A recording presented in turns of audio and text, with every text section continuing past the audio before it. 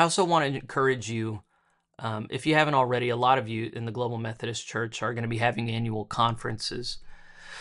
And I did a series a couple of years ago now called Bitter Medicine, where I had some scathing words for people, conservatives that came out of the United Methodist Church, because my concern has been that we don't learn our lesson. One of the lessons that I think we needed to have learned is that it's actually quite sinful for us to be so into our local church that we do not participate well in the annual conference, where pastors really don't know each other, where lay leadership doesn't know leadership in other churches, where we're coming to our annual conferences not really sure what we're voting on, not really sure who's in leadership, not really sure what work has been done the last year. There are a lot who just feel too busy, like they've got other priorities and that they don't have what it takes to participate well in the denomination. And so what that meant in the United Methodist Church was everybody started off with good intentions and a lot of trust. And what happened was that fell apart. It frayed at the seams and then fell apart entirely whenever the world was able to effectively divide us. And then it came to robust power politics, and that was the end of it. A question before the Global Methodist Church this whole time is, are we going to learn the lessons and do better? And that's on the line right now as people come to annual conference. And we just read last week, Bishop Greenway writing to the North Carolinians. There are a lot of clergy that apparently have been trying to get out of coming to annual conference. They just are burned out on it and they don't want to participate in it, apparently. And the bishop had a very good corrective word for them on that.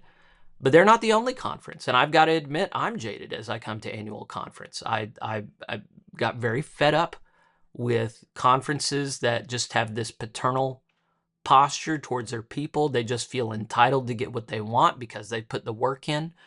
We're at a continual disadvantage whenever full-time employees of the conference refuse to be transparent and then take offense when we ask questions. It's easier just to stay home. You know, these small town churches, they get real discouraged not knowing what's going on, not knowing where our money is getting sent, not knowing why the priorities of the conference are where they are. And there's a temptation just to send them some money and say, okay, just leave us alone and give us some resources along the way. That is not going to be sufficient. It's a problem that Christians have been so demoralized that we don't participate earnestly in the structures that we've been placed within. And there's good reasons for that. A lot of institutional trust has been lost, not just in Christian mainline denominations, but in every institution. But the answer to that cannot be withdrawing into our little silos. Instead, we have to earnestly, fervently participate in the systems that we've got. And if the systems refuse to accommodate engaged participation, then we've got a problem. But if we refuse to even be engaged in the first place, then we're in trouble. You know, we're not going to have anything good.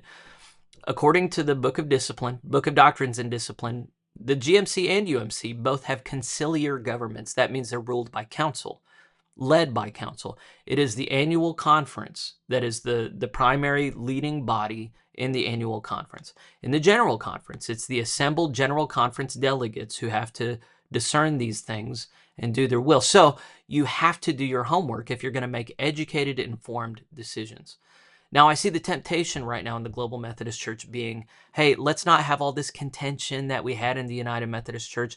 Let's focus on worship, and then let's get some business done.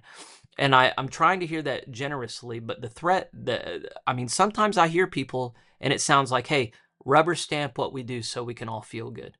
And I'm sorry, I'm not on board with that. I think that's going to lead in the exact same direction of ungodly compromise. I think what's required in this moment for clergy and laity is take the time to read your conference workbook and reflect on these things critically and talk with your peers before you even show up so that the discourse at annual conference can be informed and healthy.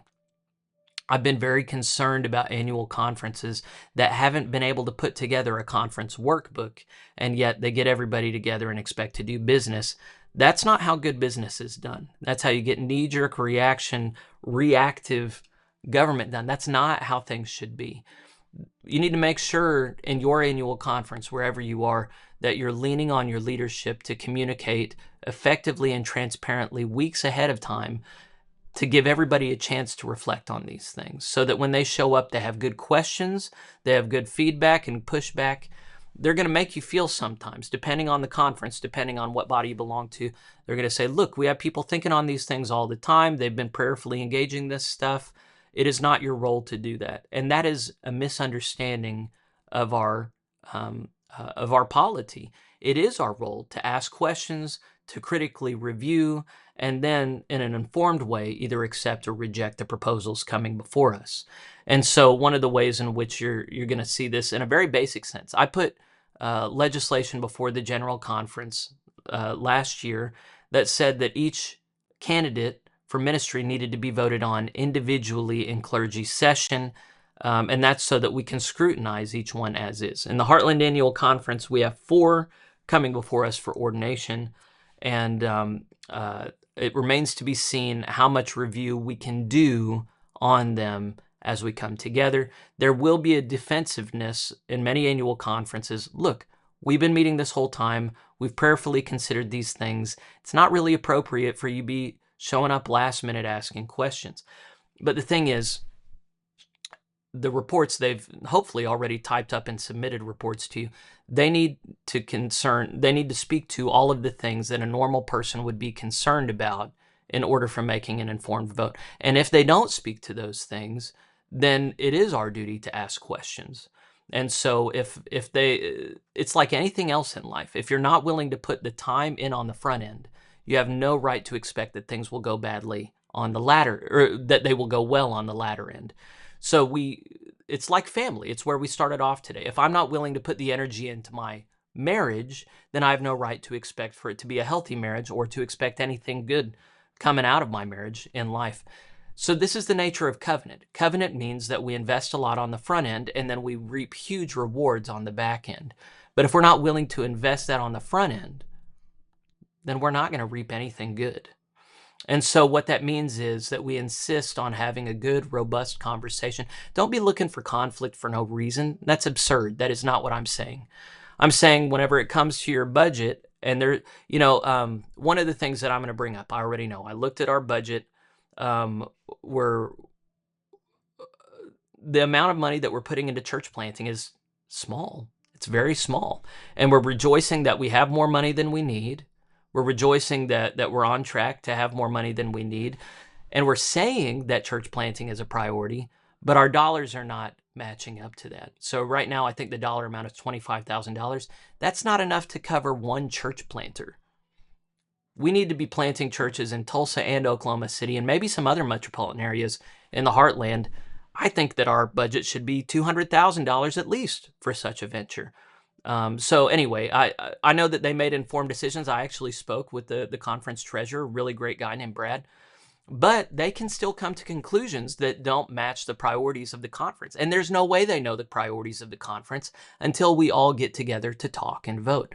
And so there are going to be some people who are just wanting to worship, but there are other people like me who want to do really good work together so that the next year we're getting updates on the work being done and feeling really good about it and going, I'm so glad I'm a Global Methodist and I'm tied together with these people doing such fantastic work.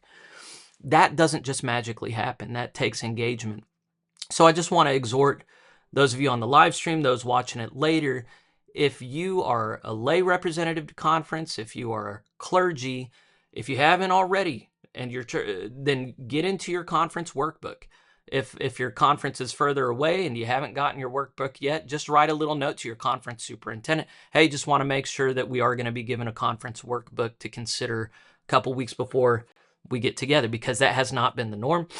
Make sure to ask questions and send encouragements to conference leaders before you get together.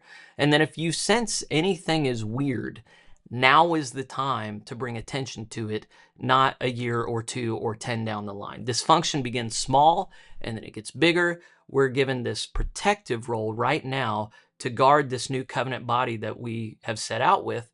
And if we don't guard it, if we just say, oh, it's all going to work out, we left all the bad people, no dysfunction followed us here, we're going to deserve everything bad that comes our way. So I've just got to do my part to warn. It's up to you whether or not you heed my advice or not, but I just knew that I needed to encourage everybody before feeling like I've done my job.